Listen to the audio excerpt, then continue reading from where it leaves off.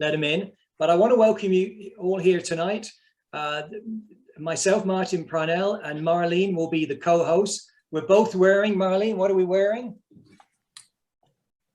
Our End Polio Now shirts. So I think we're ready to go here. So first of all, welcome to everybody for tonight's meeting. Just absolutely thrilled to have Mik McGovern here, and Charlie and Marlene will introduce Mik in a minute. But we're halfway through our Move for Polio fundraiser. It started on July the 1st, and it's going to go to October 24th. So this is like half time. And at halftime, you always need some inspiration and motivation. And that's why we've asked Mik to speak here tonight. So I think without further ado, Marlene, would you like to introduce our guest? Absolutely. It's my pleasure to welcome Mik McGovern to provide an update on PolioPlus and the eradication of polio in Afghanistan.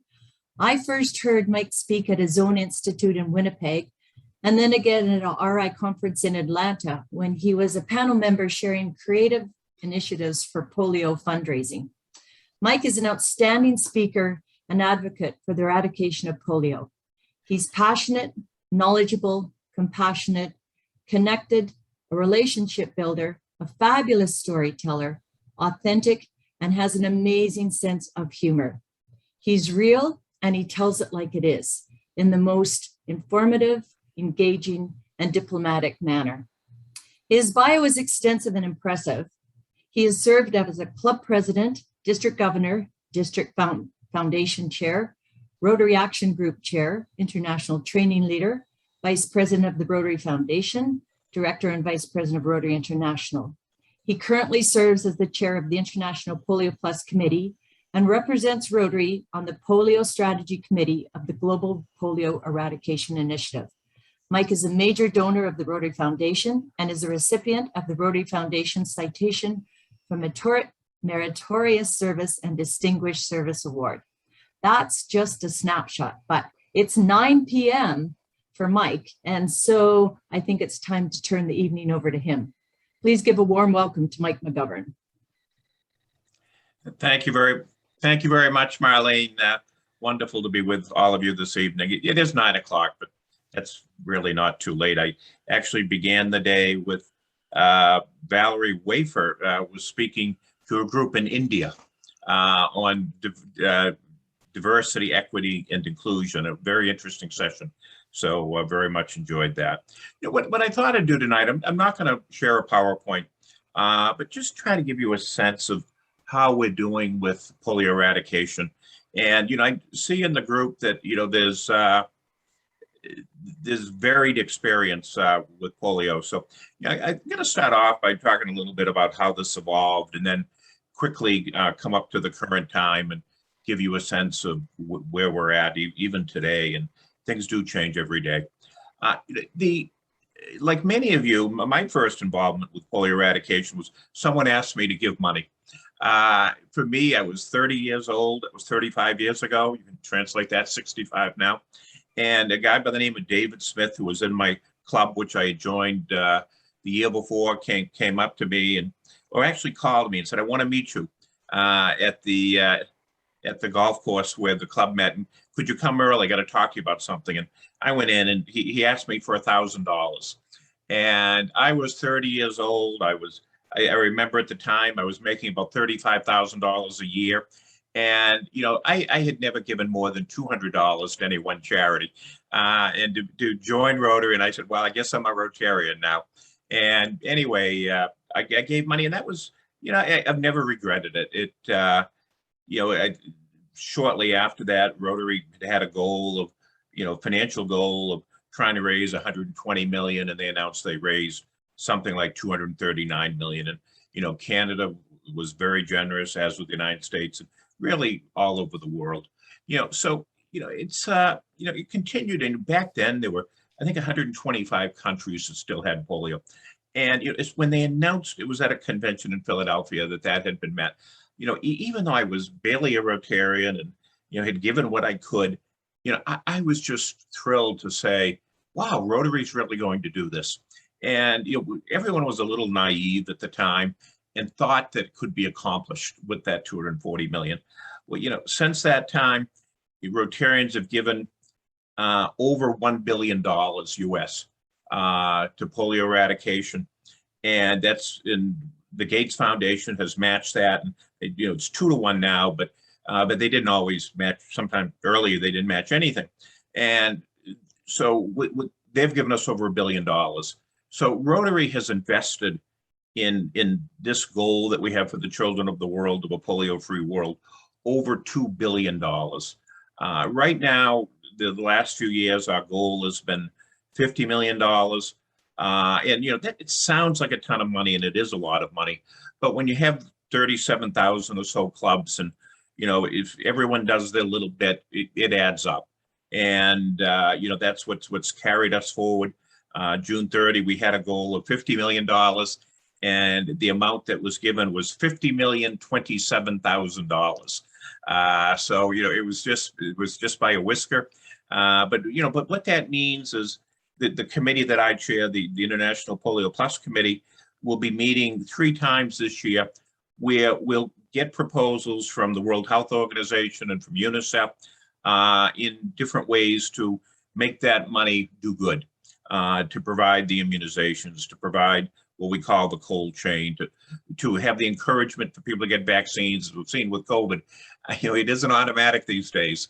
And not everyone's, happy about getting vaccines. And, it's no different than with polio and in the 2 remaining endemic countries. So, we got through it all. Actually, Tunji Funcho, who's the polio chair in Nigeria, posted on Facebook today a reminder that 4 years ago today, the 2 of us were together, along with Carol Pandak, the polio staff person in Evanston, and some other Nigerian Rotarians. We went to a place called Matagori. Matagori is in northeast Nigeria. It's where Boko Haram, the terrorist group, was founded. And we went to dedicate a well that the Rotary had contributed along with the Coca-Cola Foundation. And we went with the deputy governor. We went to this camp for internally displaced persons. And 50,000 people lived in this place. And, I remember it was 4 years ago today, but I remember the images to this day. There were, I think, 17 assault weapons that folks were holding, much as you see some of these pictures of the Taliban in Afghanistan. But these were guards for the government who were protecting us. And, I was in the car with the deputy governor of the state as we were driving out, and I said, is that security usual? And just as we were going out the entrance, it was when I asked the question, he said, see right over there, and he pointed, towards the entrance to the place, and said there was a suicide bomber there the day before that killed 3 people. Well, they didn't tell me that before I went there. But regardless, my strongest feeling going out of there was the importance of the well, and how that was going to build goodwill. And also the fact that, I was being driven off and had all this security, but our polio workers didn't. They were going to be living there, working there the next day. And, the work was continuing, the effort was continuing. And it was in that same community. They took us to a lab, and we went into, there was the polio headquarters, but there was a lab in it. And they took us to this room, and there was a refrigerator there and some other equipment, microscopes. And it was in that lab a few months before that the very last polio was identified, wild polio virus, in all of Africa. And shortly thereafter, after the surprise of those 3 or 4 cases, eventually, just about a year ago now, the Afro region of the World Health Organization was declared polio free. For all of you who've worked on polio eradication, have given, you've all, done something, I'm sure, to think that Africa, because Rotary decided as a matter of equity that they ought not to have polio. It was eventually accomplished working with our partners, Gates and UNICEF, WHO, the CDC, and now Gavi, the Vaccine Alliance. But it just, there are good days and bad days. Things were really going well. About 2017, 2018, we were down to 22 cases worldwide. And then, it jumped back up a little bit. We had 176 cases 2 years ago, 140 cases last year. And we have also had something called vaccine-derived cases, of which happens to sort of like the Delta variant. It's people who get it who aren't vaccinated. But that we had 1,000 cases. So there were really some troubling times. And, you know, we were hoping last year we were going to, you know, make a lot more improvement. But then the coronavirus came along. And, you know, what a, you know, terrible thing for everyone. But, you know, just before that, Holger Kanak, who was the president of Rotary last year, Rotary International, and Ravi Ravindran, who was the chair of the Rotary Foundation, and I took a trip in February of 2020 to Pakistan. We met with the Prime Minister. And that program had some real challenges. You know, it's why the cases went up. And, you know, I'll say, you know, meeting with the Prime Minister, we met in his home. And, you know, I was convinced that they were on top of it and they were going to do it. And he basically, I think these were his exact words, I screwed it up when I became the Prime Minister.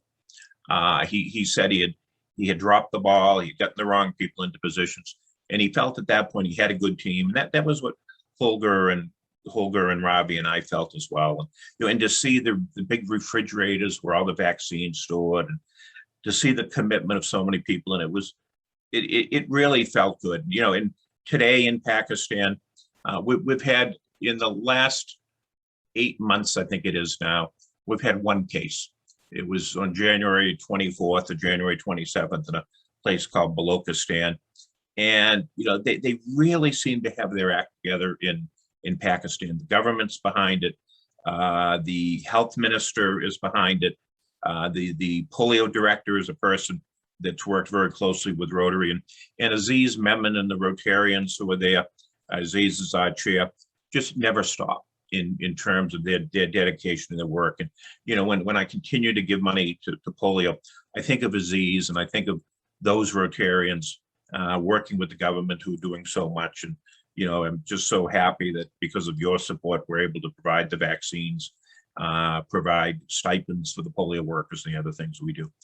Afghanistan, some of you may have seen the piece I wrote yesterday morning, sitting where I now am. In fact, someone just sent it out and they said it was from my office. Well, you know, this is my downstairs den, as you can see, with, you know, a makeshift air conditioner back of me trying to poke out the window, the exhaust. You know, it's not a fancy office. But anyway, I did this, I sat down, I decided it was time to really update everyone on what I was seeing, what I was feeling about Afghanistan. And I will admit, I've never, your piece better.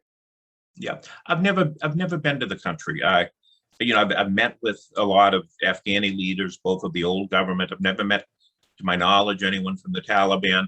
But you know, but I sense I have a pretty good sense in regular communication with Mohammad Ishaq Nyazman, who was our polio volunteer chair in the country.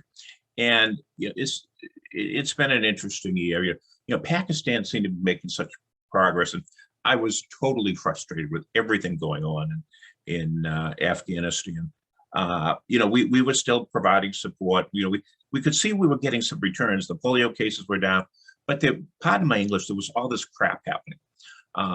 You know, on January 1st, you know, we had a polio case. And, you know, darn, you know, here, you know, we hope to go a whole year without a case, and we screw it up on the very first day. You know, that was, you know, just the way it felt. And then, you know, I think it was like a week and a half later, we start hearing rumors that there's some corruption. And, you know, it turns out that the health minister, who, you know, I had met a few times, his brother got involved in some contracting arrangement, you know, with the health department, and it didn't relate to polio, wasn't polio money at all. But, you know, the prime minister, not the prime minister, President Ghani, the guy that just escaped to wherever he went to, you know, he fired the health minister. You know, and at the same time, there'd been all sorts of infighting. Actually, we don't usually talk about this, but there was infighting between WHO and UNICEF. They weren't getting along. the global polio leads had to write them a letter saying, we can't tolerate this. Too many people are investing too much money for you guys to be messing this up. So anyway, they quickly replaced those two individuals, and and so they brought in another guy, and then it was just that same month, he was in the president's office, President Ghani, and he started getting into an argument with the president. This was the head of the UNICEF polio program. You don't do these things. You can disagree with the president, the prime minister, but you don't get into what I refer to as a verbal spat in the office with them. And and then on top of that, we had a couple of bombings, a couple of attacks where the numbers are still a little bit uncertain, but it looked like 8 or 9 people were killed. And people wanted to point the finger at the Taliban, but it was actually all ISIS and or ISIL, I don't know what you call it in Canada, but it was actually those folks that wanted to show, and a lot of them were in area controlled by the Taliban. They wanted to show that the Taliban was just as bad managing the country as the government was, and it's just bizarre. But meanwhile, we were having different meetings. When I say we, the partnership, Rotary was never directly involved with the Taliban leadership. Yeah, these occurred in Doha, Qatar, and they were with Barati, the guy that they're talking about now, who's probably going to be the head of the government. So it was the top leadership in the Taliban, and the meetings involved the guy by the name of Hamid Jaffrey, who is the polio lead for WHO in the region.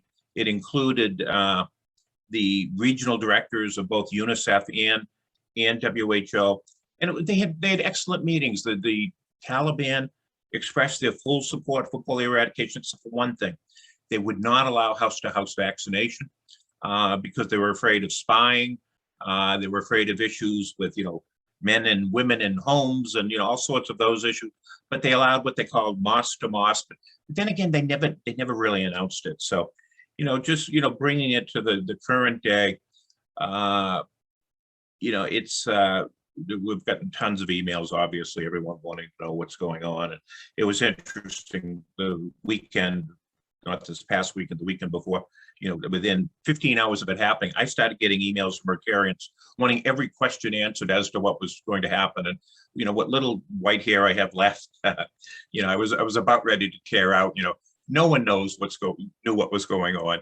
But it's amazing how, some of the things we thought we understood have in fact proven true, although we, at least for the short term, they have, but we never really expressed them because it seemed to be politically incorrect. And because, we're politically neutral, we were working with the government there, but, I had gone to, I think, 3 different meetings in Washington, DC that included the top US negotiator that was meeting with the Taliban in Doha. And, and they were talking about the health of the children, whatever. And, the Taliban, and, I know you can't, as my President Biden said the other day, you can't trust anyone. But they were saying that, they cared about the polio program, they cared about the health of the children. And more than anything else, they wanted to prove they could govern. So, and I don't know where the press was, but, 3 months ago, we were seeing maps when we were, in different meetings that showed the areas of Afghanistan that had already fallen to the Taliban. And there was a map that showed it in March and May, and it was like the map was totally changing color. There was very little area that the government was controlled. All the press in the last few weeks saying, they didn't expect this, they didn't know it was going. I just don't get it. In the polio stuff, we were seeing it. But anyway, so the Taliban, takes Kabul about a week and a half ago. And it was interesting. On that Monday, or maybe it ran into Tuesday, I get a little bit fuzzy with the dates because the time differences. But I started getting emails from different individuals. The Rotarians run a school in Jalalabad, and it was just the most amazing pictures showed up in my email of Ishaq, who was our chair there, and some of the teachers at the mostly girls' school, posing in front like a grip and grin photo with the members of the Taliban. And they had come there to say they wanted the school to continue. It was doing excellent work. It was doing fine. And, you know, everything seemed okay.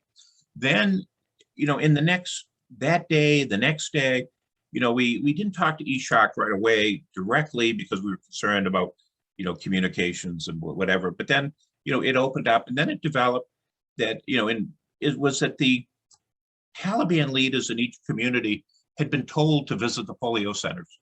And, you know, we have emergency operating centers. They had been told to go and to indicate, we support you, don't worry, we want to work with you. This is very important to us. It's important to the children. And, you know, all of the rumors you've heard about, you know, we mean harm to the polio program, they indicated just wasn't true. And another indicator was that there was a health minister who was acting, who had worked for President Ghani. And one of the first announcements was they would keep him on to continue to oversee the polio program. There's been rumors about replacing other people. That's natural when there's a change in government. So, you know, the big issue now is, you know, can you trust anything? Can you trust them? You know, and I did point out what I sent out is we don't send any money to the governments or to the private groups. It's just, you know, too much corruption out there. With the Rotary polio monies, they all go to WHO and to UNICEF.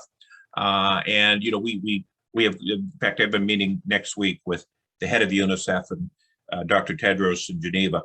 And, you know, we closely monitor and follow how all those monies are spent.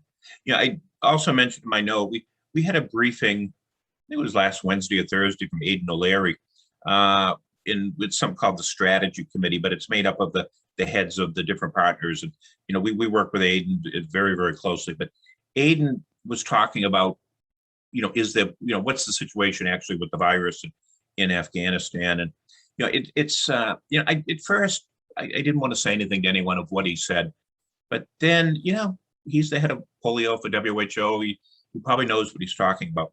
And he said that, you know, they're doing all this environmental testing to see if they're finding the polio virus. They also have the best system of surveillance, one of the best in the world. And when I say surveillance, this isn't, you know, drones or anything like that. This is, you know, when kids come to health centers, you know, they're really good at getting them tested. They're really good at seeing, you know, sending the test to labs, all of that stuff. So, you know, if there's polio, it's going to be identified through those systems. What's been shown in every other country. He said, we can't find any polio in Afghanistan. And, you know, even though the Taliban had banned the house to house and children were inaccessible in some areas for 2.5 years, you know, we sort of stomped it out beforehand. And, you know, it could come back, you know, particularly as people travel more, you know, people are, you know, during the pandemic were home a lot. You know, they didn't travel, you know, particularly back and forth between Pakistan and Afghanistan, but particularly, you know, relating back to Pakistan, as we look at Pakistan, we've only found polio in the environment there in 2 sites in the last 6 months, about 2. But you can see that the downward trend, how that comes across the mirror on the screen, but the downward trend. And, you know, so, you know, I have never been more optimistic than I have today. You know, and one of my biggest concerns is you get overly optimistic. You know, you don't keep your eye on things. That's what happened in Pakistan. You know, we can't reduce our commitment. We can't reduce our surveillance. You know, when we're as close as we are, it's one of the most dangerous times. You know, I really worry about ISIL. You know, I know there's going to continue to be attacks, and, you know, I worry about that, which is another reason for getting it done. But, you know, just, you know, I got 5 or 6 pictures yesterday from Ishaq, and I think it was in Kuna. And there was a sort of like a hut there, but they call them permanent transit points. But it's when people come down the road, they stop the vehicles and they see if there's any kids under 5, and they put the drops in the mouths of the polio vaccine. And here was the Taliban with their guns, you know, over their shoulders. Here was, you know, a group of people with the Rotary logo, with Rotary hats, with Rotary vests, and they were immunizing some kids in a car. that was passing by, and and there's the Taliban guarding them. And I read something actually in Dawn, a Pakistan newspaper today, and it was an article, and you never know the source or whatever, but basically he said that without everyone fighting each other, maybe we're closer, maybe we're better off than we were before. And I don't want to say that. You look at the history of the Taliban, and but I just I look at the media stories. I watch CNN and other channels, and it's I've got to find some really, I think, better news sources to really find out what's going on. A lot of it is reading the the English language press over there, but we've come a long way. 125 cases, spending over $2 billion. Rotarians have just kept at it so long, so dedicated, and it's as I said, I feel more confident than I ever have that we're on the road to getting this done. So your support's crucially important, and I know your district's been supportive, and the initiative that you have that it's already raised quite a bit of money this year.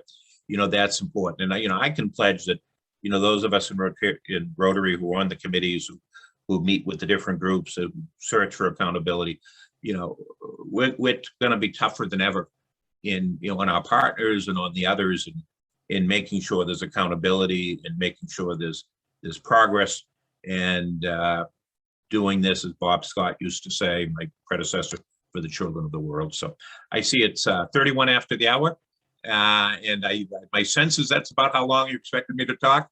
But as you can tell, I'm happy to answer any question. It's sometimes it's been tough the last few weeks, few months. I've known an awful lot more than I'm always concerned about security and mentioning names and people that might be at risk. That's still the case. But aside from mentioning a whole lot of names and showing pictures of people I shouldn't show, happy to answer any questions. So go back to the governor or Marlene or wherever we're going back to. Great. Thank you, Mike. Yeah, any questions at this point? Vince, please go ahead. Thank you, District Governor Marty. Mike, thank you so much for taking a valuable resource that you have, and that's your time, and joining us tonight and sharing. The question that I have, and I'm sure you've gotten it already, is the schools for girls. I mean, the polio eradication is the one thing, but Rotarians have been incredibly involved in the education of girls and opportunities for women and so on. So what have you been hearing? What have you seen?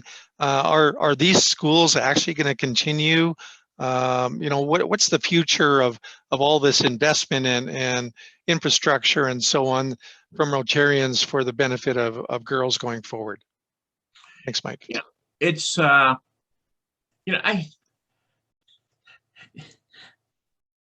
I hate to speak positively about the Taliban. It almost sounds like I'm an apologist for them. Don't want to. They're sorry history, but everything we're hearing is positive. Steve Brown is a Rotarian in La Jolla, California, and he's been very involved in Afghanistan and helping with schools. He sent us an email about a week ago, maybe now, a little less than a week, indicating that everything that was being said, they even wanted, there was something about the teachers who were supposed to get some recognition awards. And they said, yeah, we want to be involved in helping to present those. It's just, are we believing what we're hearing? And it's funny, I think it was just a couple hours ago, maybe less than that, there was an article, I think it was the New York Times, that I read, that finally there was a media source that was picking up that this is what's going on. And, it's the Taliban was saying, that they want to show that they can govern. They want to do what's best for the people. They realize that, lots of changes with women in the last 20 years. They indicated that, that the only thing they specifically indicated is that music wouldn't be allowed to be played publicly. But when they said women will still be able to dress the way they've been dressing in the last year, You know, it was all of those things. And, you know, this was from their chief spokesperson. Had a news conference or something today. You know, time will tell. But every indication, and it's good to see something finally in the New York Times about it, is that, you know, what we've been hearing privately, you know, there appears to be, they're now publicly saying, you know, that sorry history is not where they want to go. But, you know, like any group, there's going to be radical elements in it. You know, the Taliban and, you know, who'll be in the government in Kabul, they can't control everyone who carries a gun all over the country. And, you know, there will be nuts out there. There will be people, I'm sure, who do bad things. But Vince, overall, you know, I want to believe it. I hope it's right. It's what we're hearing. But, you know, it's, you know, once the Allied troops, the U.S., you know, pulls out of there next week, you know, could be different. Leanne.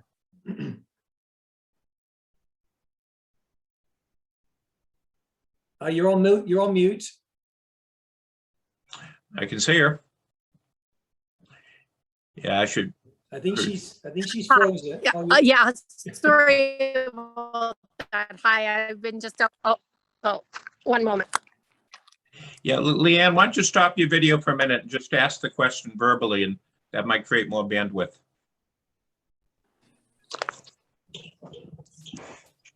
Yeah, give it a try now. Okay, can you hear me? Perfectly. Oh, okay. Sorry, I'm just out for my evening walk, so I wanted to kill two birds with one stone there. So, and I don't know if this is the forum to ask this question, but given the fact that we're getting a lot of G's into Canada from AIDS as well, are the people coming in for polio right at the border, or is that a concern that we have to we do have a lot of unvaccinated Canadians here, so not too sure how they're treating that. Yeah, I picked up most of what you said, Leanne. Were you asking about COVID or polio, or both? Polio. Yeah, no, polio, you know, I think we can take some solace in what Aiden O'Leary is saying. They can't find polio in Afghanistan right now. So whatever there is very low. You know, they've had fairly good vaccination programs other than for the youngest kids.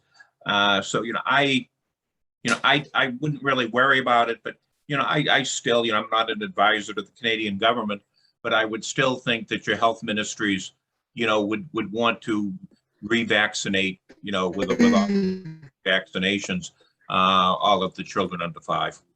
But it's, you know, we've always said it's a plane ride away, and certainly COVID shown that. But, you know, fortunately, we seem to have isolate polio to certain reservoirs, and you know, the chance of it spreading out are much less than they were in the past, except for these vaccine-derived cases, which are another whole thing, which I can answer questions. Dan, so I hope that answered the question, Leanne.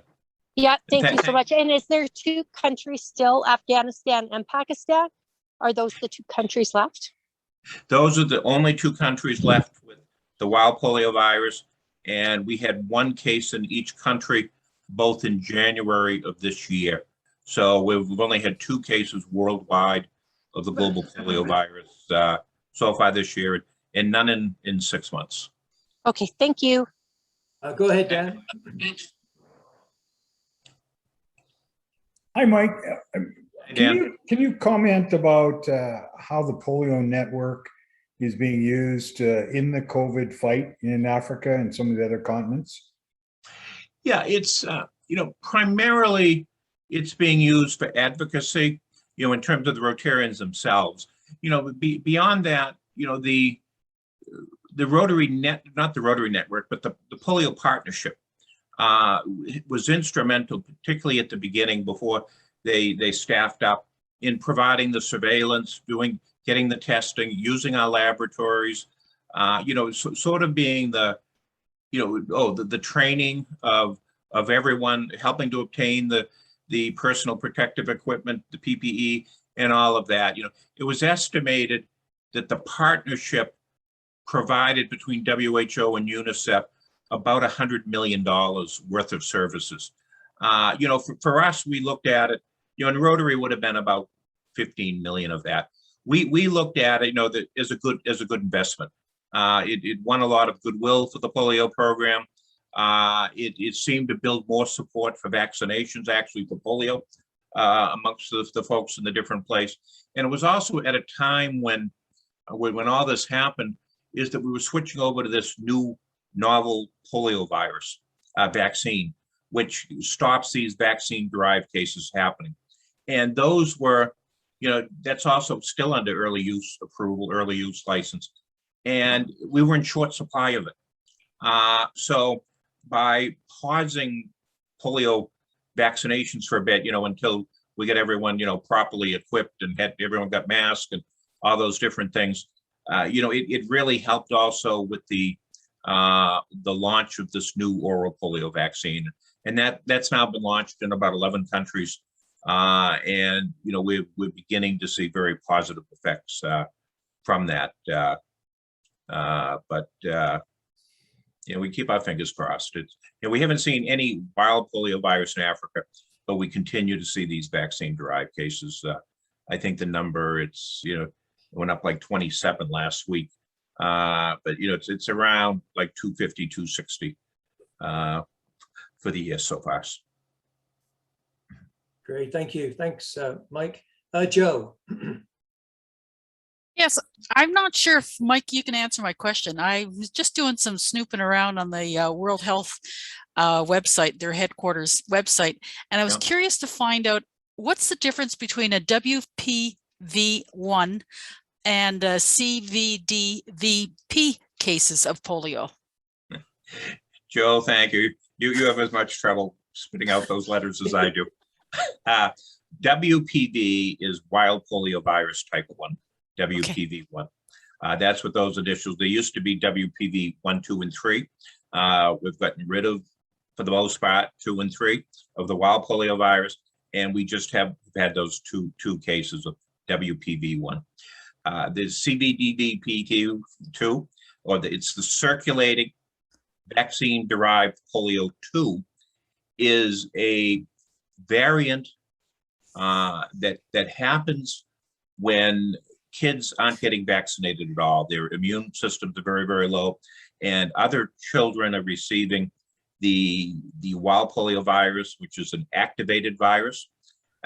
They secrete it. It provides immunity, but there's also a little bit of the virus in it, of that vaccine. So when other kids that aren't vaccinated, low immunity system, I mentioned, pick that up, they get what they call they become a circulating CVPD 2 case. And it's it's genetic sequencing and whatever. And the good news is this new novel oral polio virus, you don't have that evolution or the new variants come up. So that's, the hope is we can stop using, for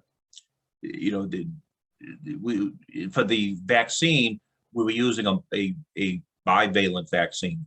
It's, excuse me, I'm talking too much. And, we hope to eliminate that, only use the novel one, and that should squelch it. Did that answer it, Joe? Yes, it did. And from the charts, because I was a little concerned what you're telling me telling us that, Pakistan and Afghanistan are the main trouble spots. And then I'm looking at this world map from the World Health Center that's got it all over Africa too, but that's the secondary one that is the problem in Africa, and not necessarily in Afghanistan and Pakistan. Yeah, and what the map Joe was looking at shows a belt all across Central Africa. It's like Nigeria all the way across from the west to the east, the real problem with it, Joe, is we gotta get rid of both types. But the real problem is for the kids, it has just the same impact as the wild polio virus. Ooh. Yeah, So that's a concern. So. Yeah, because it seems to be running very rapid in Africa, that pretty well every country short of like South Africa and the more developed nations are not having it, but every other small country in Central Africa, like the mid-drift Africa, right around the equator, seems to be affected. Exactly. For those of you that want to look at that information, Joe's looking at a site, polioeradication.org. And there's if you look at polio today, you can go to the charts, and they actually have a PowerPoint that shows where all the cases are and when they've been. So, Joe, if you want a lighter touch, what's the picture in back of you? That one is just outside Olympia, Greece. Oh, nice, nice. I changed my backgrounds. Martin knows earlier today I was standing in the middle of a highway in Alberta, showing that, coming in for a landing, I call it. Here you go. Great, there it is. I'm standing in the middle of a highway outside of a town called Vulcan, Alberta. Okay. And just for a lark to my friends, I posted on Facebook that I was coming in for a landing, and you could see this highway straight. And then my friends are thinking, what the hell is she up to now? My reaction is it's very flat land. Very flat. Very flat there. Yep. Great. I'll move aside here. There you go. Sorry, Governor, for that little aside. No, that's great. That's great. It's getting late. Yeah. Any other questions?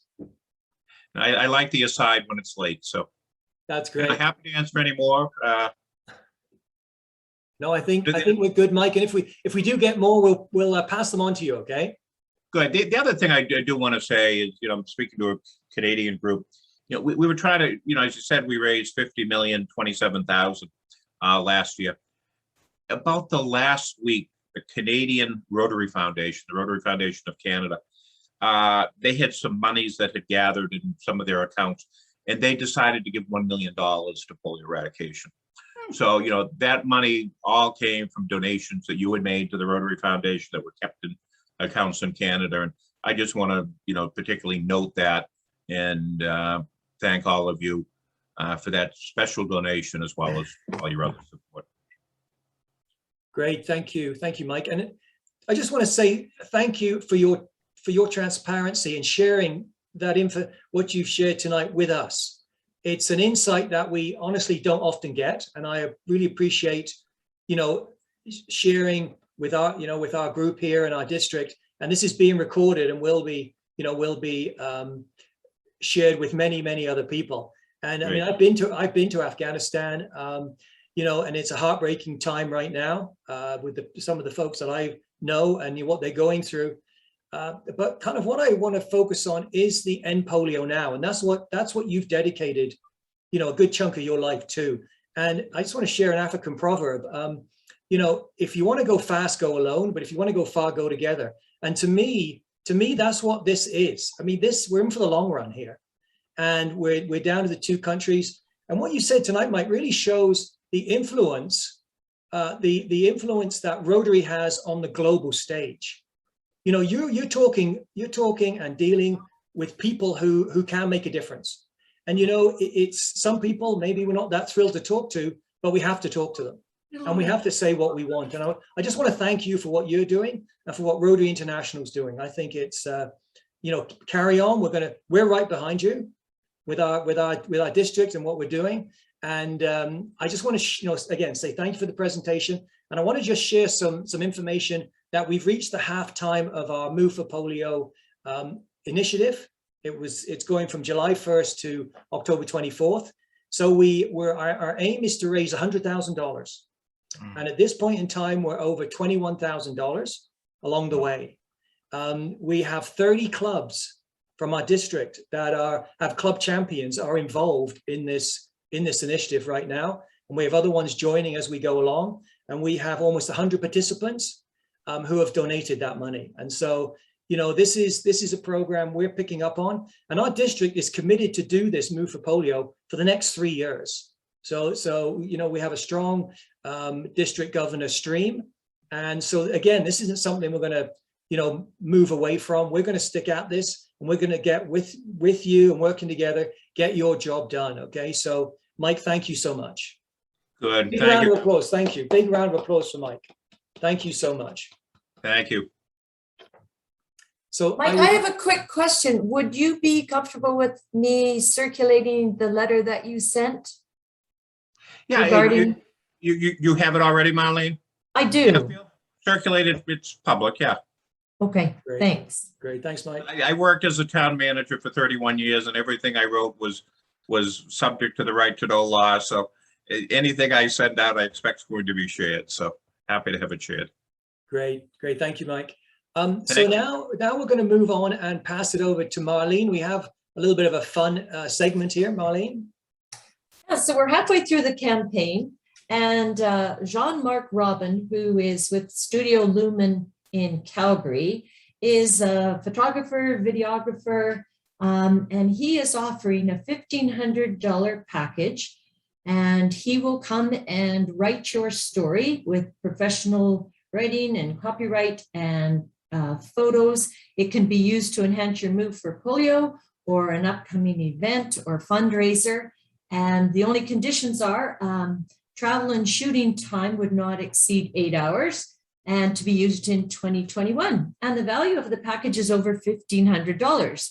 So we put all the Move for Polio current participating clubs in a draw, and the winner is Hal Knox from High River. And Hal, I know you're on the screen tonight, so congratulations. We'll make sure congratulations. we'll make sure you get a copy of this certificate, and thanks for all you're doing for Move for Polio. Thank you very much. We'll try and live up to the goods. Great. Thank you, Hal. Congratulations. So any other final comments? Anything anyone wants to share before we leave tonight? Steve, Steve. So Martin, you're tracking the dollars. Are you also tracking the kilometers the district is doing? I'm just curious where we're at there. Yeah. We just had a quick discussion about that. We're having some, I don't know, glitches trying to capture that. So the steering committee is going to meet next week and try and get better messaging out to the club champions on how to address that. Anne, you had a question? Oh, just a comment. We had our president's dinner last night for our 2 past presidents, because of course last year there was nothing for them, and everyone's clamoring to make things normal. So our past president fined everyone for not wearing their name tags, and we brought in just over $200 last night. Great. That is so cool. We're back to normal. There's a fine. Pay up. No, that's great. That's great, Anne. One thing I do want to share just before we finish is you will be seeing in the next couple of weeks the starting of a social media campaign, and the focus is I'm doing something for polio, and you can too. So just on the weekend, Sue and I we did some clips of I'm playing soccer for polio, and you can too. I also did I'm pruning for polio, and you can too. So we're generating these clips, and actually Kurt Kowalchuk did some very good clips on the Move for Polio. So I just want to give you a heads up. You're going to be seeing this, and we want to encourage you to do your own clips, and you'll be getting information on where to send them. And I think this could be a lot of fun. Sue and I are going to head out and do some more clips. I did a clip today. I'm weeding for polio, and you can too. And so let's think about that. You'll be seeing it, and we'll let you know how you can get involved in your club by creating these clips and getting them on social media, on Instagram, Facebook, and Twitter.